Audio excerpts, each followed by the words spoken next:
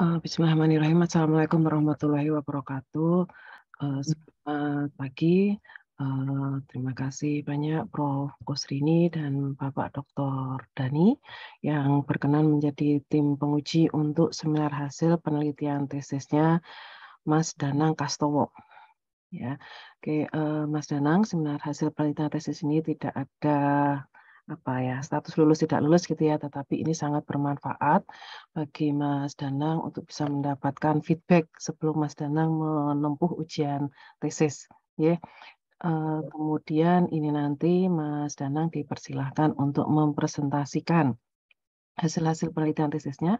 Waktunya cukup singkat Mas, 10 menit.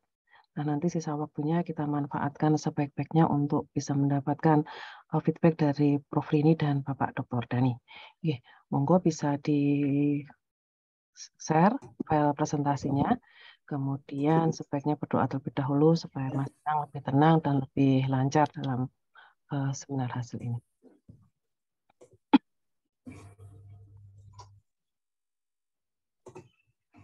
Baik, bismillahirrahmanirrahim. Assalamualaikum warahmatullahi wabarakatuh. Terima kasih atas kesempatan yang diberikan pada saya.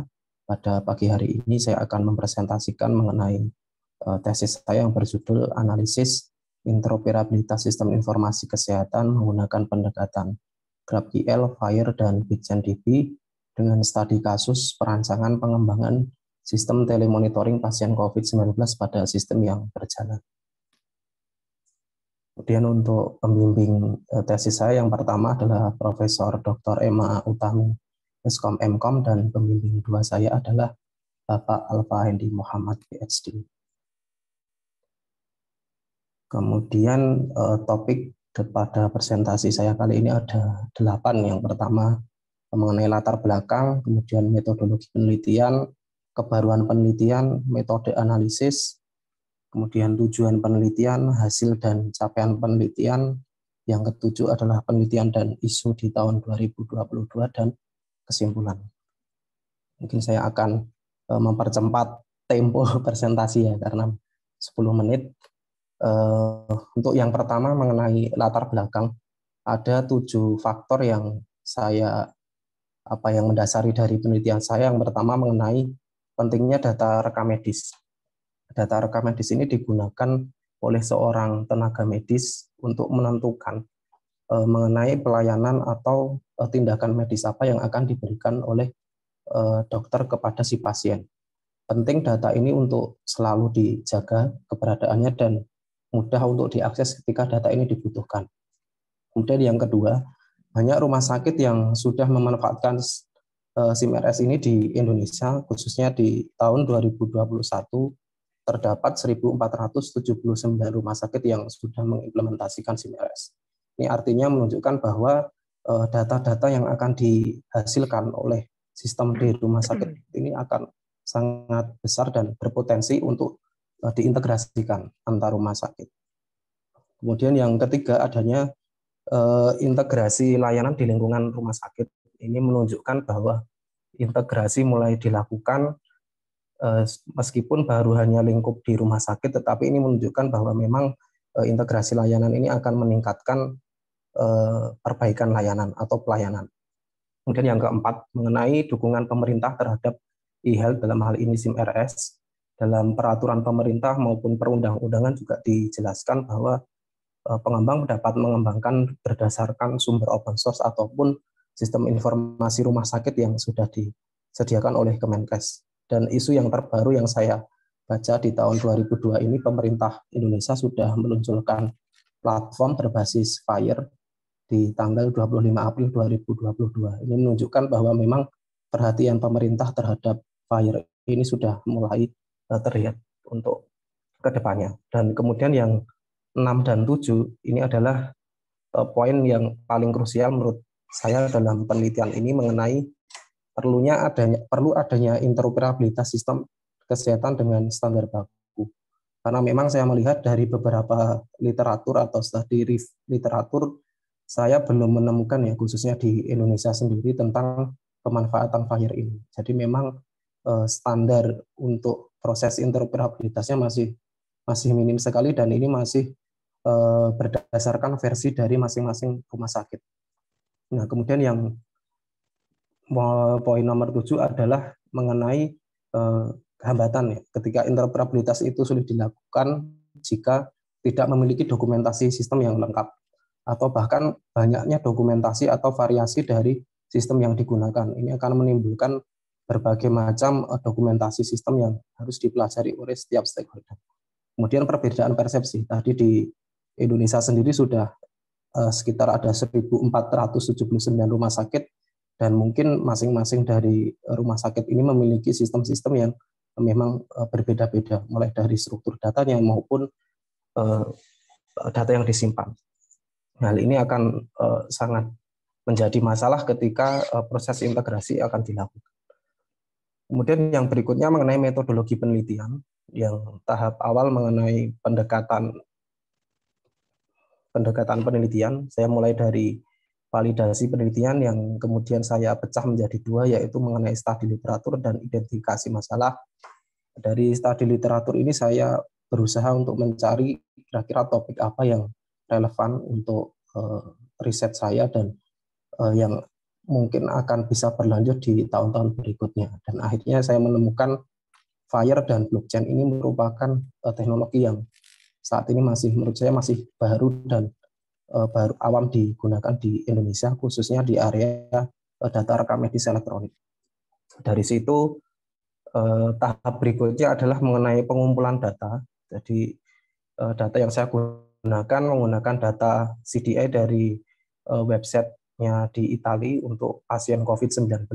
Kenapa di Italia? Karena saya mengalami kesulitan ketika menggunakan data di Indonesia karena memang untuk data-data COVID ini kan memang tidak terlalu di-share secara publik ya, artinya mengenai informasi pasien dan hasil-hasil mengenai monitoringnya seperti itu. Kemudian saya ada data dari Rumah Sakit Harapan Kita, hanya saja data pasiennya, bukan untuk data pasien COVID-nya. Jadi memang agak sedikit mengalami perbedaan.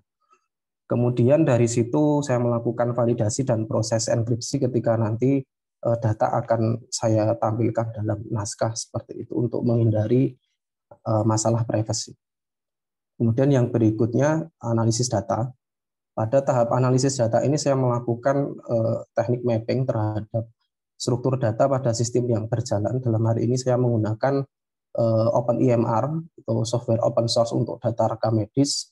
Itu saya asumsikan sebagai sistem yang berjalan. Kemudian yang kedua adalah mapping terhadap struktur dari FHIR itu sendiri. Kira-kira nanti data-data yang dari sistem yang berjalan ketika akan disimpan ke dalam FHIR nanti seperti apa teknisnya. Ini akan dibutuhkan modul transformasi data. Kemudian pada tahap yang keempat mengenai analisis interoperabilitas, hal yang pertama saya lakukan adalah merancang arsitektur mengenai interoperabilitas ini use case-nya seperti apa. Dalam penelitian saya menggunakan sistem yang berjalan dan pasien monitoring COVID-19. Nah, di sini akan menghasilkan sebuah prototipe web API dengan pendekatan GraphQL, BigchainDB, dan FHIR yang nantinya akan diintegrasikan dari sistem yang berjalan dengan eksternal sistem. Eksternal sistem di sini terdiri dari pasien monitoring tadi. Nah, dari aktivitas-aktivitas yang sudah saling terintegrasi nanti akan dicatat aktivitasnya dalam logging seperti itu untuk mengetahui respon time-nya berapa, kemudian mengukur kapasitas request atau respon yang diberikan oleh GraphQL itu sendiri dan mengukur besaran data yang dapat disimpan dalam basis data BigchainDB. Dan yang terakhir adalah proses pembandingan atau perbandingan dengan penelitian sebelumnya secara performanya seperti apa.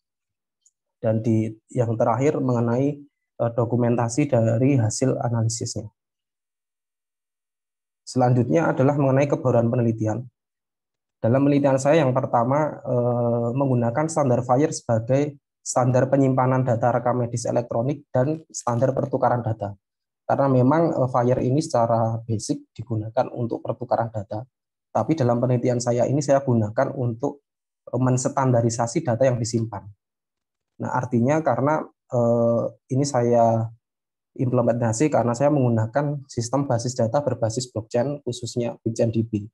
Karena dari karakteristik basis data blockchain, dalam aturan BitchainDB, pengguna tidak diperkenankan untuk adanya mengubah data dan menghapus data. Sehingga ketika saya memutuskan untuk menyimpan data dalam sistem berbasis blockchain adalah data-data yang memang harus kualitas datanya harus dapat dipertanggungjawabkan. Makanya saya menggunakan FHIR ini sebagai standar data dan sudah diakui secara internasional. Nah, kemudian bagaimana mekanisme update dan delete dalam BitchainDB gitu ya. Kalau masalah update sebenarnya di dalam aturannya kita diperkenankan hanya menambahkan informasi metadatanya. Jadi kalau di dalam BitchainDB itu dibedakan menjadi dua antara aset dan metadata, di mana aset ini adalah domain datanya dan metadata adalah informasi tambahan. Ketika ada informasi perubahan-perubahan, maka informasi tambahan akan disimpan ke dalam metadata. Sehingga historical datanya dari perubahan dari waktu ke waktu atau data itu nanti ditransfer ke siapa akan selalu terlihat dari metadata dan aset ini. Kemudian yang terakhir, menggunakan GraphQL sebagai media pertukaran. Dan ini saya mengambil dari penelitian sebelumnya karena memang yang dilakukan oleh Suresh Kumar di tahun 2021 ini membandingkan antara kemampuan GraphQL dan REST API khususnya dalam integrasi menggunakan FHIR. Beliau menyampaikan bahwa GraphQL ini lebih efektif dan efisien. Efektif dalam penentuan jumlah request yang akan kita terima sebagai pengguna, dan efisien ketika proses-proses yang kita lakukan atau hit ke dalam GraphQL ini merupakan request yang sama. Jadi ketika request yang sama, kelebihan dari GraphQL ini sendiri tidak perlu membaca query ke dalam basis datanya lagi. Jadi dia sudah memiliki semacam cache memory seperti itu. Jadi prosesnya akan jauh lebih cepat. Berikutnya mengenai metode analisis. Pada metode analisis ini saya bedakan menjadi atau saya kategorikan menjadi 3 tahap ya, atau 3 kategori yang seperti pada metodologi tadi mengenai analisis data, kemudian ada analisis interoperabilitasnya dan analisis perbandingan dengan penelitian sebelumnya. Nah, di dalam analisis data ini adalah yang atasnya adalah struktur data pada sistem yang berjalan. Formatnya hanya seperti ini. Dan ini berpotensi adanya perbedaan key atau standar struktur datanya. Dan yang di bawah ini adalah struktur standar dari FHIR. Dan FHIR ini sudah diadopsi di beberapa negara ya, bahkan Apple dan Microsoft itu sudah menyediakan platform as-service-nya untuk menyimpan data di dalam FHIR. Kemudian yang berikutnya mengenai analisis interoperabilitasnya. Yang pertama saya lakukan adalah tadi ya, menggambarkan atau merancang arsitekturnya nanti seperti apa hingga implementasi dari desain tadi akan yang saya hasilkan seperti apa. Dan saya menggunakan bahasa pemrograman Python ini untuk membangun web service saya. Kemudian MongoDB Kompas ini untuk mendapatkan informasi mengenai kapasitas data yang sudah disimpan. Dan GraphQL sendiri ini untuk mengukur terkait jumlah request atau respon yang bisa dikirimkan. Dan yang terakhir, penggunaan Apache JMeter ini adalah automation tool yang digunakan untuk mengukur jumlah pengguna dalam periode tertentu. Dalam jumlah pengguna ini saya menggunakan 20 pengguna dan periodenya 20 menit mengacu pada penelitian Suresh Kumar di tahun 2021. Jadi nanti saya akan membandingkan dengan jumlah yang sama akan seperti apa hasilnya. Kemudian tujuan dari penelitian ini yang pertama menghasilkan mekanisme pengintegrasian sistem berjalan dengan sistem berbasis standar baku atau FHIR untuk pengembangan sistem baru guna mendukung sistem yang sudah berjalan berupa rancangan arsitektur interoperabilitas sistem informasi kesehatan. Yang kedua mengetahui hasil respon time web API dengan pendekatan GraphQL dan BitchainDB dengan standar FHIR. 3. Mengetahui batas maksimal ukuran data permintaan request yang dapat dikirimkan dengan pendekatan GraphQL sesuai skenario yang sudah saya tentukan. Kemudian yang keempat mengenai batas maksimal ukuran data pemberian atau respon yang dapat dikirimkan dengan pendekatan GraphQL sesuai dengan skenario yang sudah saya tentukan. Dan yang nomor 5 dan 6 mengetahui batas maksimal ukuran data yang dapat disimpan dalam basis data BitchainDB. Kemudian yang nomor 6, mengetahui batas maksimal pengguna yang dapat mengakses web API dengan pendekatan GraphQL dan BigchainDB dengan standar FHIR sesuai skenario yang sudah ditentukan, yakni 20 pengguna dan dalam periode 20 menit. Kemudian hasil dan capaian penelitian. Di sini adalah use case atau rancangan arsitektur yang telah dilakukan pada penelitian ini.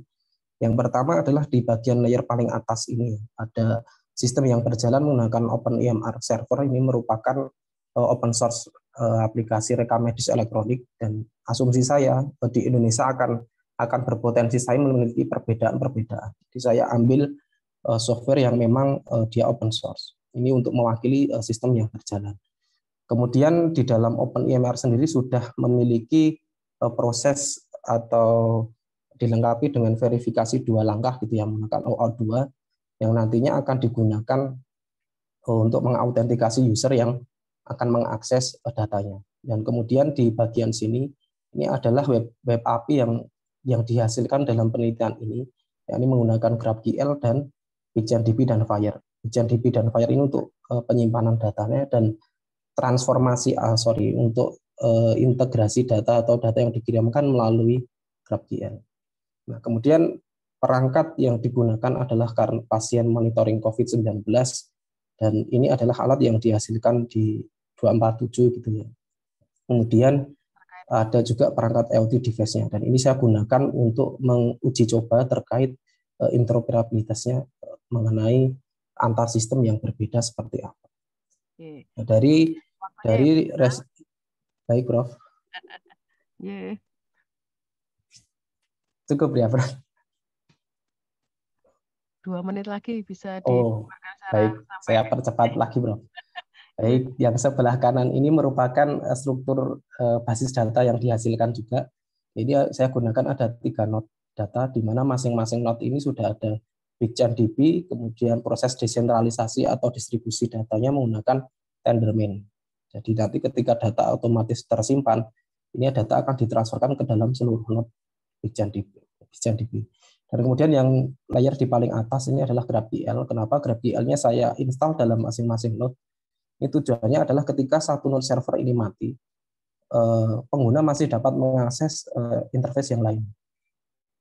Kalaupun saya diinstal di layer yang sendiri untuk 3 BigchainDB, ini akan berbahaya ketika server dari GraphQL ini mati, sehingga meskipun datanya sudah terdesentralisasi, tetapi akses untuk mengaksesnya juga tidak diatur backupnya, juga ini akan menjadi masalah tersendiri. Makanya saya coba membuat skenario seperti ini. Kemudian ini untuk hasil analisisnya dari beberapa skenario, mulai untuk respon time-nya, kemudian untuk analisis batas permintaan dan batas pemberian datanya. Seperti ini. Kemudian berikutnya mengenai perbandingan antara penelitian sebelumnya dan penelitian yang saya lakukan. Respon time untuk 20 pengguna ketika kita mengakses dan untuk ukuran datanya, karena saya tidak bisa melakukan update data gitu ya. Kita coba mensiasati dengan mengaksesnya saja dan ukurannya data seperti apa.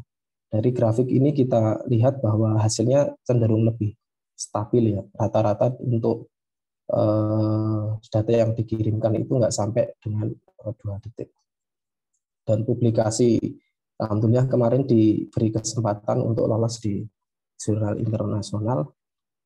Nah, kemudian penelitian dan isu di tahun 2022 ini tadi yang saya sampaikan di depan, bahwa di Indonesia sendiri untuk data seluruh rumah sakit di Indonesia ini baru 30% yang menggunakan FHIR itu.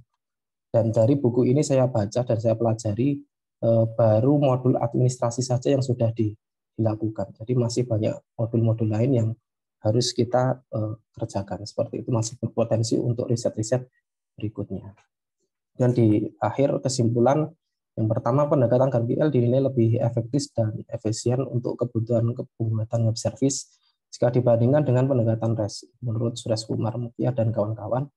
Kemudian yang berikutnya, BigchainDB sangat cocok digunakan untuk menyimpan data rekam medis elektronik berbasis standar FHIR dengan format data JSON, dikarenakan jenis basis data yang digunakan juga berbasis key value yaitu MongoDB. Proses penyimpanan data berformat FHIR pada BigchainDB yang menggunakan lebih dari satu node cenderung membutuhkan waktu yang lebih lama, yakni 1430 milisekund jika dibandingkan dengan satu node maupun basis data lainnya dari penelitian sebelumnya. Satu node server BigchainDB membutuhkan waktu sebesar 47 milisekund untuk menyimpan data, dan satu node server pada penelitian sebelumnya membutuhkan waktu sebesar 480 milisekund untuk menyimpan data. Kemudian yang nomor 4, proses pembacaan data berformat FHIR pada BigchainDB membutuhkan waktu sebesar 0,32 milisekund untuk satu node server dan 0,175 milisekund untuk 3 node server. Lebih cepat jika dibandingkan dengan basis data pada penelitian sebelumnya, yakni sebesar 900 milisekund. Pendekatan GraphQL yang diusulkan pada penelitian ini dapat menangani berbagai permintaan atau request mulai dari 4G dan 8G atau jumlah K yang maksimal yang saya sediakan. Keduanya memberikan kode respon 200, artinya permintaan ini semuanya berhasil dilakukan. Nomor 6 adalah pendekatan GraphQL yang diusulkan pada penelitian ini dapat mengirimkan data ke klien dengan ukuran rata-rata 2257 byte atau 2,257 kilobyte. Artinya ini sangat kecil sekali untuk data yang disimpan. Dan ini keuntungan kita untuk dari sisi storage. Ukuran tersebut jika dibandingkan dengan penelitian sebelumnya jauh lebih kecil. Ukuran data yang disimpan pada penelitian sebelumnya yakni berkisar antara 10 sampai 15 kilobyte. Cuma hal ini masih perlu kita kaji lagi karena informasi mengenai jumlah besarnya data yang digunakan pada penelitian sebelumnya tidak disampaikan secara terbuka. Kemudian yang nomor 7 dan 8, pendekatan GraphQL menghasilkan waktu eksekusi yang lebih stabil, rata-rata waktu yang dibutuhkan untuk 20 pengguna dalam kurun waktu 20 menit sebesar 7,95 milisekund. Hal ini dikarenakan adanya kelebihan pada GraphQL untuk menangani permintaan ganda. Jika permintaan serupa, maka data yang dikirimkan tidak perlu mengambil dari basis data, cukup dari skema yang telah disediakan. Yang terakhir adalah ukuran data yang dikirimkan oleh GraphQL relatif sama untuk 20 pengguna dalam kurun waktu 20 menit, besar 2257 byte atau 2,257 kilobyte. Hal ini menunjukkan kestabilan yang dimiliki oleh GraphQL dalam mengelola permintaan atau request. Demikian paparan saya. Terima kasih atas waktu dan kesempatannya. Assalamualaikum warahmatullahi wabarakatuh. Waalaikumsalam warahmatullahi wabarakatuh. Terima kasih banyak Mas Danang. Kita lanjutkan ke sesi tanya jawab, saran-saran dan arahan-arahan. Pertama kita minta arahan dan bimbingannya dari Prof. Rini. Monggo Prof. Rini. Oke, baik, terima kasih Prof. Emma. Oke, selamat pagi Pak Danang. Selamat pagi, Bro. Oke, sehat ya? Alhamdulillah. Ya, selamat sudah sampai tahap ini ya, sudah sampai dengan seminar hasil. Tadi juga papernya sudah dipublikasi di jurnal internasional begitu ya. Ini adalah capaian yang luar biasa. Ya, mungkin hari ini saya hanya akan menanyakan klarifikasi terkait dengan beberapa hal ya dari TCC Bapak gitu. Penelitian ini kan utamanya dalam melakukan analisis interoperabilitas ya. Betul, Bro. Mungkin bisa dijelaskan Pak, kenapa sih interoperabilitas itu diperlukan dalam kasus Bapak ini? Baik. Dalam kasus saya ini karena saya melihat isunya di Indonesia sendiri, masalah data khususnya untuk rekam medis elektronik, ini variasi datanya memang bermacam-macam, Prof. Kemudian dari sisi pengalaman di lapangan, banyaknya jenis SIM RS itu sendiri juga menimbulkan perbedaan persepsi atau proses pengintegrasian yang berbeda-beda tekniknya seperti itu. Nah, kemudian saya melihat bahwa sebenarnya saya mempelajari FHIR ini sejak di tahun 2018 ya, sambil mengembangkan sistem yang di atas big data, dan itu sudah selesai sebenarnya. Nah, saya melihat nantinya ini akan menjadi platform nasional yang di mana ini akan digunakan oleh seluruh rumah sakit di Indonesia. Dan ternyata di tahun 2022 pihak Kemenkes ini sudah sudah mulai menggunakan FHIR ini seperti itu untuk standarisasi datanya. Jadi ketika nanti proses standarisasi data berlangsung dan itu sama strukturnya secara nasional, maka proses interoperabilitas antar rumah sakit itu pasti mudah untuk dilakukan, sehingga tidak perlu lagi sistem yang manual, pasien harus membawa berkas sana kemari kayak gitu. Bahkan untuk sistem rujukannya pun kita tidak perlu lagi harus dengan sistem yang sekarang seharusnya, ketika semua sistem sudah terintegrasi. Pak Danang tuh bekerja di mana? Solusi 247, Bro. Oh gitu, ya. Oke. Kemudian berarti jenengan terlibat ya dalam pengembangan ataupun pengembangan dari sistemnya itu. Iya, saya product owner-nya untuk Mm-mm. Fire Tadi ini. jenengan sampaikan bahwa persyaratannya adalah strukturnya sama ya, tapi Iya, kenyataannya kan strukturnya berbeda tuh. Nah, kalau strukturnya berbeda, apakah interoperabilitas ini tidak bisa dilakukan? bisa dilakukan, tetapi Mm-mm. kita membutuhkan semacam mapping-nya tadi, Bro. Jadi mapping Mm-mm. modul untuk mentransformasikan data-data yang dari sistem yang sudah ada. Tadi saya makanya sistem yang berjalan itu dia belum berstandar Fire. Mm-mm. Kemudian Mm-mm. saya coba transformasikan datanya dengan struktur Fire dan disimpan dengan server yang sudah terstandar Fire. Nah, nantinya untuk proses integrasinya kita tinggal menggunakan data-data yang sudah ada di server Fire itu. Mm-mm. Seperti itu. Terus yang dijadikan eksperimen itu data di mana, Pak? Data di yang pertama saya data di CDI tadi yang di Italia, kemudian yang Mm-mm. kedua data dari Rumah Sakit Harapan Kita. Mm-mm. Terus parameter keberhasilan dari interoperabilitas itu apa? Parameternya adalah ketika semua data berhasil tersimpan ke dalam server Fire, Bro. Mm. Dan apa Datanya namanya? itu kan macam-macam ya. Betul. Mm-mm. Mulai dari struktur yang apa namanya berbeda-beda dan Mm-mm. itu berhasil untuk dilakukan mapping atau restandarisasi ke dalam Fire. Nah, ketika semua itu berjalan smooth gitu ya, ketika aplikasi dijalankan atau sistem berjalan dan semua data dicek gitu ya di dalam sistem Fire-nya berhasil semua disimpan. Meskipun ada beberapa struktur value yang kita sengaja buat default gitu ya, ketika dari struktur data yang sudah ada itu belum ada gitu. Oke, baik. Seperti itu. Terus caranya jenengan menguji gimana? Hanya Saya berhasil itu saja atau ada hal tidak lain? ada pengujiannya, saya menggunakan tadi beberapa tools ya, saya bikin Hmm. dengan coding Python, kemudian dari sisi apa namanya, dari sisi web API-nya, kemudian menggunakan GraphQL interface-nya sendiri itu untuk menguji beberapa data atau tadi yang request atau respon, kemudian untuk mengukur kapasitas besaran data yang sudah disimpan tadi menggunakan MongoDB Compass seperti itu. Oke, baik. Itu terjawab nggak di dalam kesimpulan? Boleh sambil share screen kesimpulannya jenengan, Pak. Baik.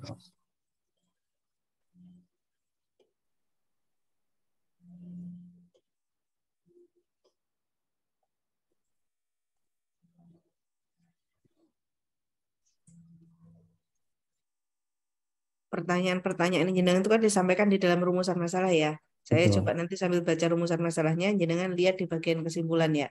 Ya. Oke. Yang jenengan cari yang pertama itu adalah bagaimana mekanisme pengintegrasian sistem berjalan dengan sistem berbasis FHIR untuk Oke. mengembangkan sistem baru yang mendukung sistem yang sudah berjalan. Itu jawabannya di mana, Pak? Oh, itu sebetulnya teknik mapping ya. Tadi saya kelewatan Mm-mm. belum memasukkan di sini.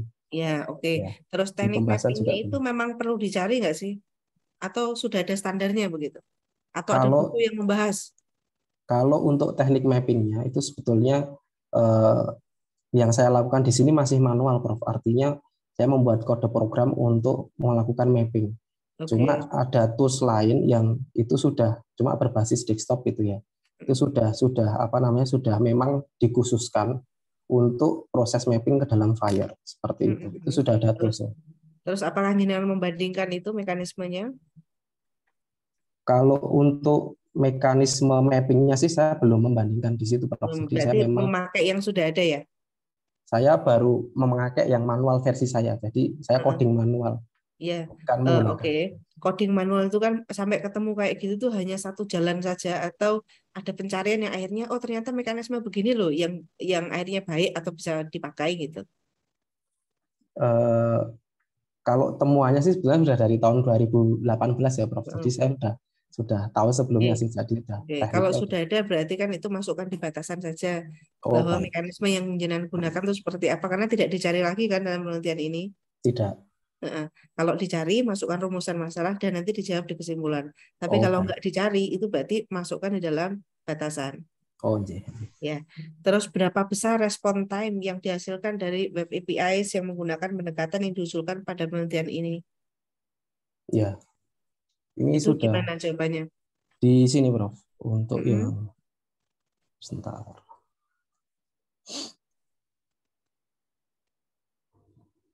Untuk yang respon time-nya ada di sini, artinya pembacaan data di Mm-mm. kesimpulan nomor Oke. 4. Itu dari yang jenengan kerjakan ya.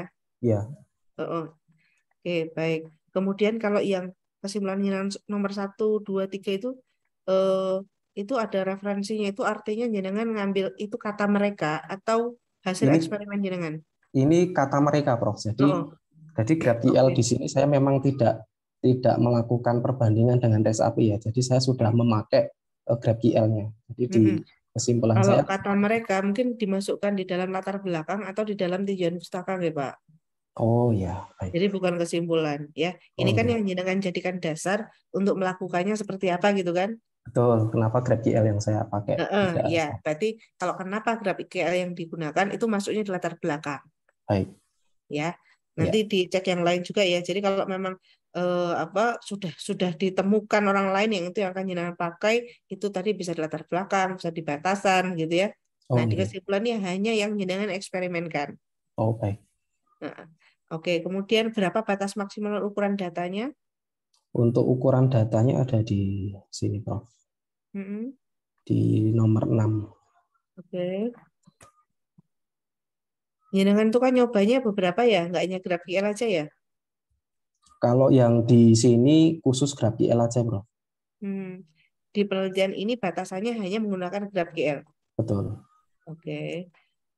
Lalu berapa batas maksimal ukuran data? Ini nomor 2 sama nomor 3 ini apa ya? Tadi berapa besar respon time yang B? Yang D ini Ya, berapa batas maksimal ukuran data pemberian ya. respon yang dapat dikirim dengan pendekatan yang diusulkan? Bedanya apa itu pertanyaannya? Itu waktu sih, Prof. Kalau yang Mm-mm. pertama tadi masalah time ya, masalah waktu eksekusinya. Kemudian kalau yang kedua mengenai ukuran datanya. Terus yang ketiga, karena jenengan pertanyaan terkaitnya ada 3 di rumusan masalah ini. Rumusan masalah. Yang B, C, D. B, C, D. Nah, untuk respon time tadi untuk masalah waktu, kemudian untuk ukuran ini terkait ke ininya, Prof. Di dalam GraphQL itu kan ada semacam apa ya, pendefinisian Ya, request-nya itu berapa kayak I gitu. know, I know. Nah, Akhirnya gitu. datanya yang bisa diambil berapa gitu. Lah yang Ya, D, betul. Yang D ini mengenai ini tadi, yang ukuran tadi, Prof. Ukuran datanya ukuran tadi. Jadi ukuran JSON di dalam yang dikirimkan itu kan katakan untuk 100 data, 200 data itu kan kalau bisa. yang itu batas ukuran data permintaan dengan ukuran data pemberian respon ya. Iya. Oke, oke. Terus berapa batas maksimal ukuran data yang disimpan? Ini yang kemampuan dari Bigchen DB untuk menyimpan tadi, Prof, Mm-mm. data Oke. file-nya tadi. Terus berapa batas maksimal pengguna yang dapat mengakses? Nah, ini saya untuk membandingkan dengan penelitian sebelumnya, Prof. Mm. Jadi Nah, itu sudah dijawab semua belum di kesimpulan? sudah, Prof. Mm-mm. Terus dalam menjawab ini dilakukan hanya satu eksperimen atau banyak eksperimen, Pak? Sampai ketemu bahwa ternyata, oh, nek diginikan tuh batas maksimalnya bisa lebih banyak loh gitu. Itu Bapak udik-udik enggak? Saya ngutik-utiknya di skenario-nya di sini, Prof. Jadi saya Mm-mm. batasi sekitar 3.000-an data. Karena memang apa ya, keterbatasan resource nih, Prof, kalau saya. Jadi Mm-mm. saya batasi maksimal itu di 3.000 resource karena kan blockchain ini kan saya membutuhkan 3 node server gitu ya. Artinya Mm. saya butuh 3 server nih Oke, untuk nggak apa-apa dengan batasan 3 server. Tapi kan iya, tentu tidak hanya itu saja ada yang iya. maksudnya tuh di eksperimen tuh untuk menemukan pengetahuan settingnya dengan 3 server itu Oh, supaya bisa sudah ada mendapatkan respon time yang yang paling bagus gitu ya. cepat gitu kan, yang Integrasinya waktu gitu ya. ya kemudian batas maksimal ukurannya yang lebih banyak begitu kan? Oh, itu kayaknya saya kelewat, Prof, di pembahasan. Mm. Itu harusnya Ya. pada saat konfigurasi di sisi apa namanya sistem basis datanya itu ada yang namanya Genesis JSON ya di dalam Mm-mm. Bigchen DB itu untuk mengatur distribusi datanya nanti seperti apa, node-node apa Ya. saja yang nanti saling terkoneksi. Itu saya baca masih ada yang kelewat. Ya, ini kan knowledge yang penting ya. Kenapa Betul. jenengan melakukan repot-repot melakukan penelitian ini kan supaya dapat pengetahuan yang nanti bisa dimanfaatkan oleh orang lain. Oh, jadi dalam keadaan begini nih, kalau kita menginginkan bagaimana sebaiknya seperti apa gitu. Iya, baik. Ya, nah itu Ya. nanti kalau bisa dimasukkan di dalam kesimpulan, nanti selaraskan lagi rumusan masalahnya dan ada pembahasannya. Baik. Oke, sampun Prof. Emma. Terima kasih Prof. Kusrini. Sama-sama Pak Dana. Ya, terima kasih banyak Prof. Kusrini. Ada 4 arahan yang saya simpulkan dari Prof ini. Yang pertama adalah bahwa kesimpulan itu harus merupakan jawaban dari setiap pertanyaan dalam rumusan masalah. Yang kedua, untuk memperjelas area penelitian dan bagaimana penelitian ini dilakukan, maka perlu diperdetail batasan masalahnya. Yang ketiga, kesimpulan yang narasinya bersitasi, yang bukan merupakan temuan dari penelitian ini, maka perlu dipindah ke latar belakang atau memperkaya batasan atau memperdetail tinjauan pustaka. Yang keempat, untuk bisa akhirnya menemukan pengetahuan model konfigurasi terbaiknya itu yang seperti apa, maka perlu untuk bisa lebih terbahas skenario pengujiannya. Ya. Ya. Oke, jadi saya perhatikan dari bagaimana Mas Danang menjawab, sebenarnya sudah dilakukan tapi belum terdokumentasikan, dilakukan dengan lengkap gitu. Oke, terima kasih banyak arahannya Prof. Rini. Kemudian selanjutnya kita minta arahannya dari Pak Dr. Dani. Monggo Bapak. Baik, terima kasih Prof. Emma. Oke, Mas Danang, terkait dengan sistem informasi untuk rekam medis ini ya? Iya, Bro. Iya, Pak. Ya, oke. Tadi saya mendengar di presentasinya Mas Danang. Ya, ini kan ada studi kasusnya ya. Iya. Itu di mana tadi nih ya? Studi kasusnya di rumah sakit. Nggak disebut ya di dalam. Kalau studi kasusnya ini lebih ke arah ini Pak, pengembangan dan perancangan sistem baru. Jadi itu masih umum gitu. Jadi saya tidak tidak pada domain instansi tertentu. Oke, berarti apa yang Anda kembangkan ini bisa diterapkan di mana saja. Di mana saja ketika ini memang sudah bisa terimplementasikan dengan baik ya. Iya, Pak. Oke. Terkait dengan arsitekturnya itu disampaikan di mana? Tadi yang saya lihat di presentasi baru metodologi penelitiannya.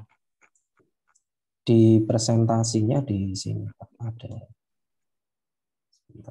Kalau di tesisnya di halaman berapa ya gitu? Kalau di presentasinya ini, kemudian kalau di tesisnya di sini Pak. Di halaman.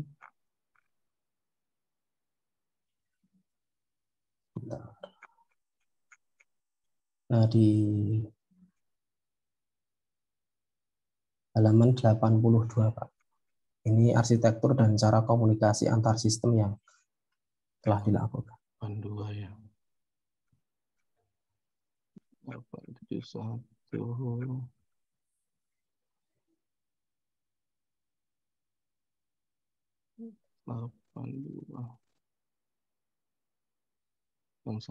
Delapan sudah.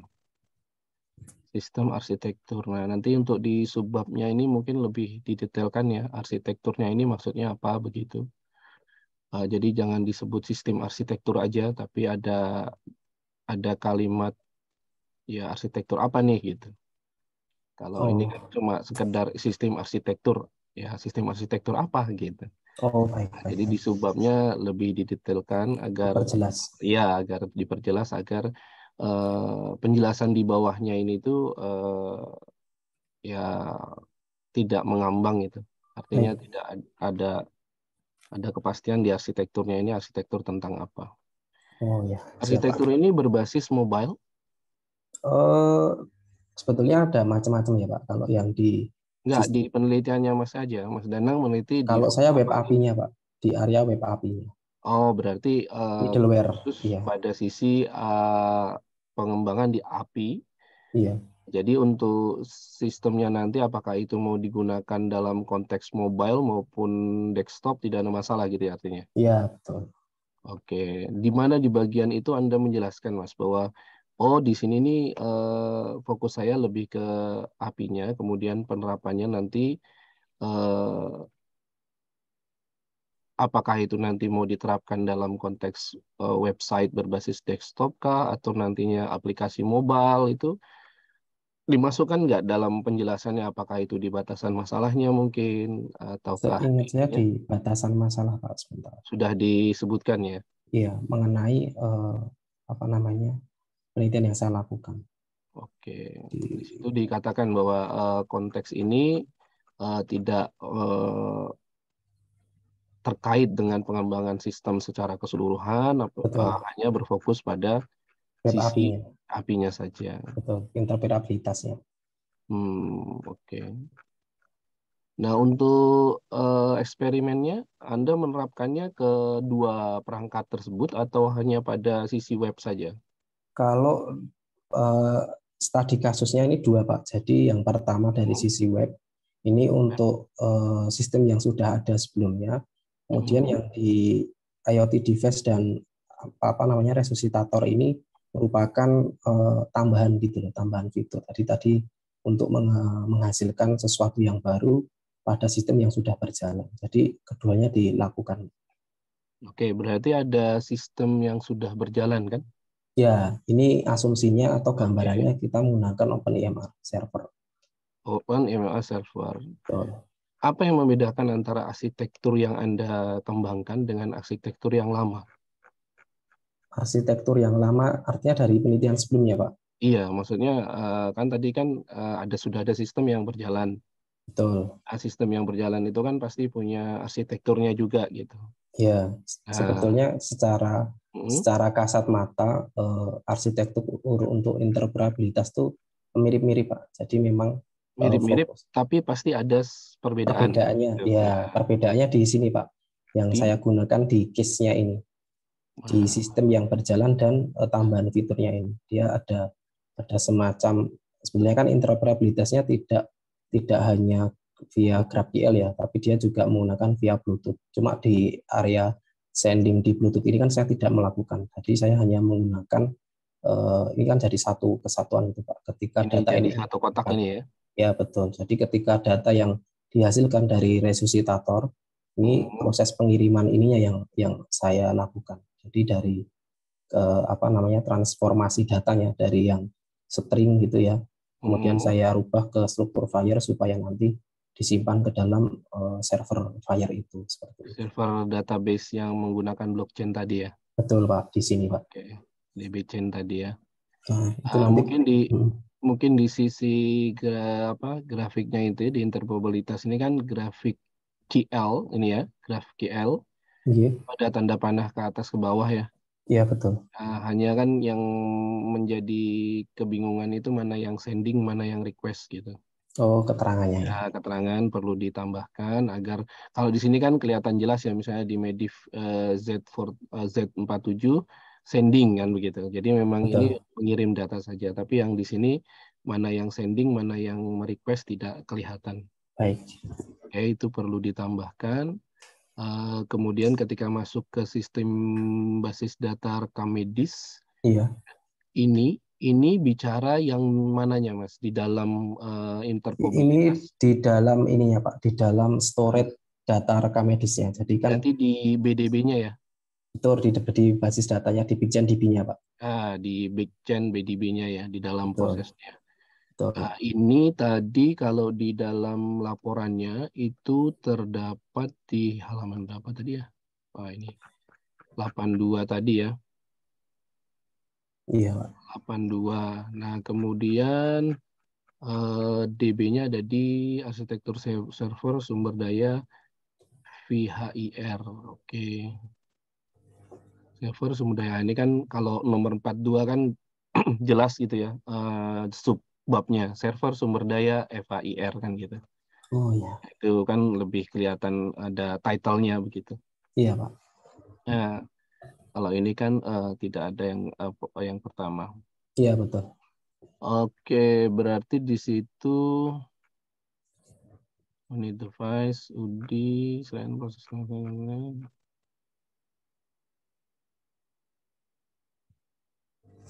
Ya, mungkin ada satu kalimat begitu di dalam sisi sebelum 4.2 Iya, yang mengarah kepada pembahasan ke-42-nya gitu.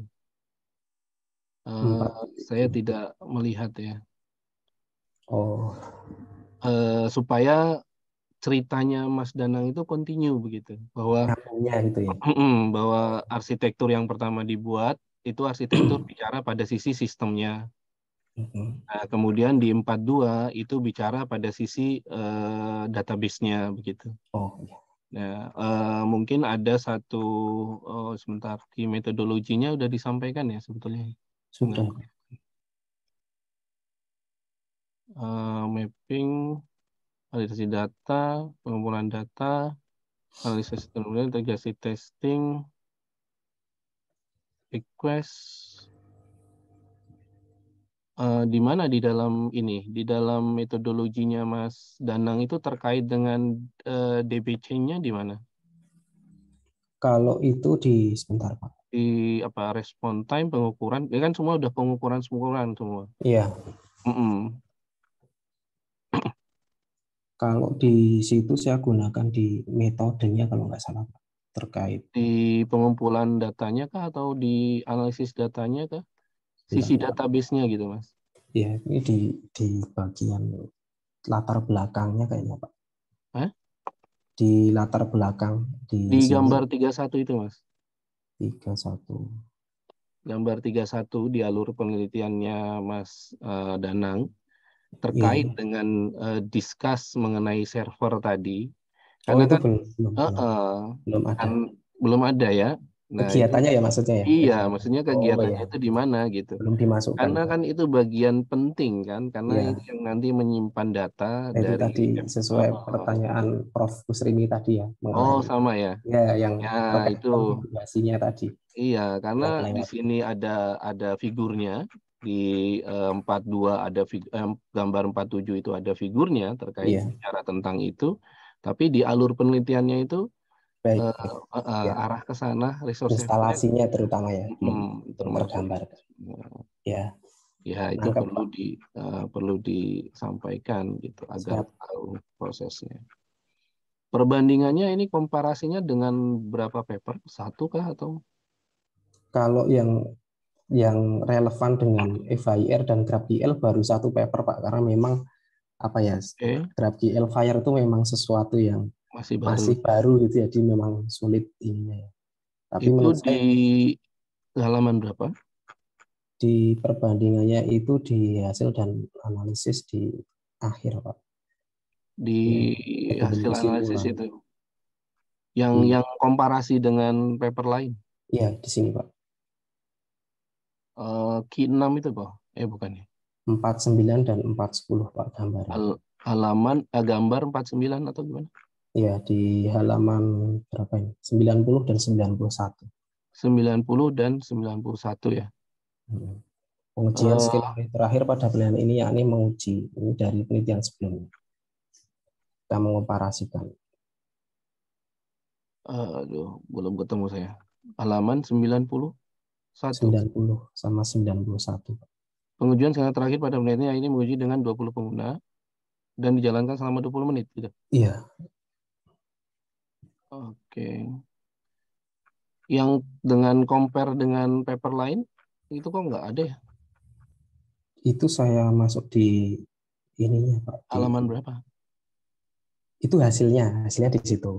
Ah, Terus untuk mungkin skenario pengujiannya yang belum ada ya.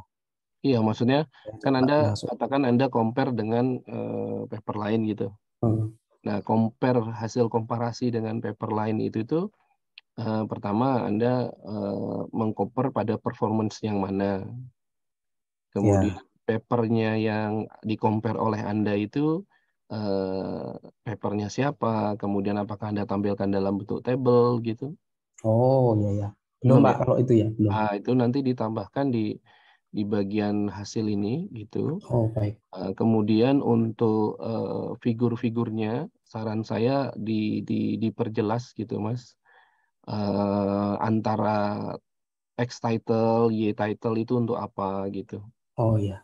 Kan di situ ada 0, 5, 10, 15. Tapi Iya kan Pak. nggak disebut di kirinya itu Itu Y-nya itu apa? apa gitu. Iya. Terus ada P1, P2, begitu pula di gambar 4.10 gitu.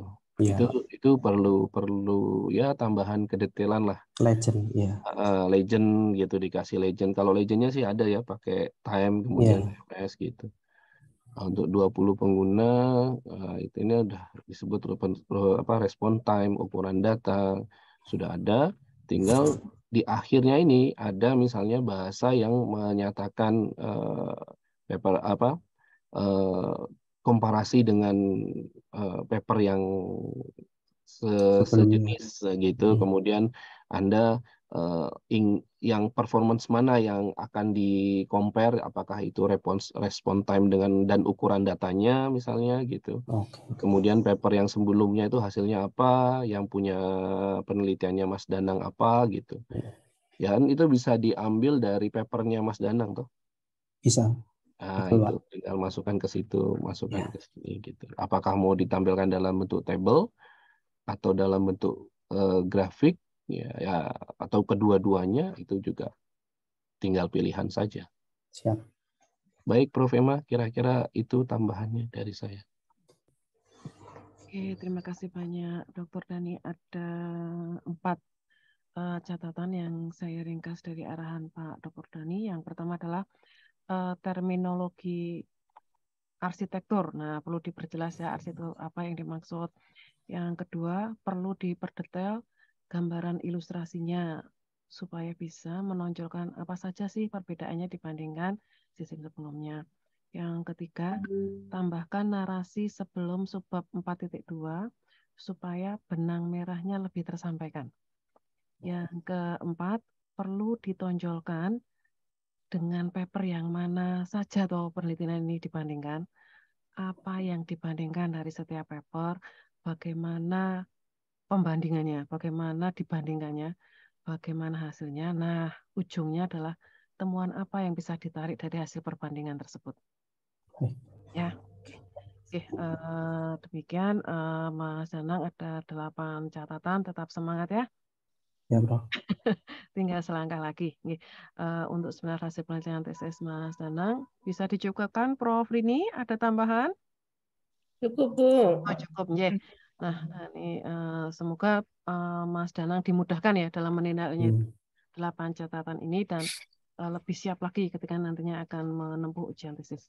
Terima Baik. kasih banyak Prof. Rini, terima kasih banyak Pak Dr. Dani atas arahan-arahan terbaiknya untuk meningkatkan kualitas hasil penelitiannya Mas Danang Kastowo.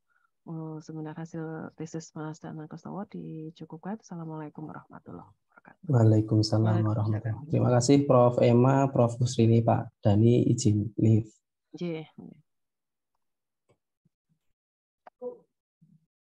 Tadi itu